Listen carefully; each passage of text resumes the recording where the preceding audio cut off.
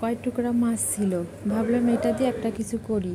এই পেটির মাছগুলো কি একটা বেশি খেতেও চায় না, তাই আমি এইটা প্রথমে সিদ্ধ করে আর আলু দিয়ে সিদ্ধ করে নেবো। সিদ্ধ করার পরে মাছটা নামায় নেব, নিয়ে এই মাছে বেশি একটা কাঁটা থাকে না। তারপরে আমি ঠান্ডা হয়ে গেলে চামচের সাহায্যে কাঁটাগুলো যা থাকে সেগুলো বেছে ভালোভাবে মাখায় নেব। আমি এই মাছটা চালের গুঁড়া, হলুদের গুঁড়া, মরিচের গুঁড়া আর স্বাদ মতো লবণ দিয়ে ভালোভাবে মাখিয়ে নেব।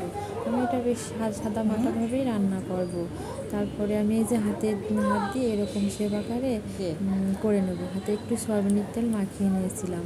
তারপরে আমার সবগুলো একে একে করা হয়ে গেছে। কড়াই তেল গরম করে আমি এগুলো আস্তে আস্তে ভেজে নেব, যাতে একটাও ভেঙে না যায়।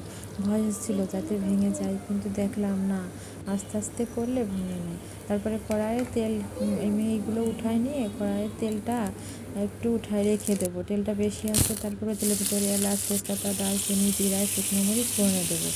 দেওয়ার পরে আলুগুলো দিয়ে ভালোভাবে ভেজে নেব। ভেজে নিয়ে আমি মশলা দেবো, পেঁয়াজ, রসুন, আদা বাটা দিয়ে ভালোভাবে দিয়ে দেবো। দিয়ে যখন তেল ছেড়ে আসবে তখন আমি জল দিয়ে দেবো। তখন আলু যখন পুরোপুরি সিদ্ধ হয়ে যাবে তখন আমি এইগুলো দেবো। দিয়ে আমার এই যে রান্না রেডি।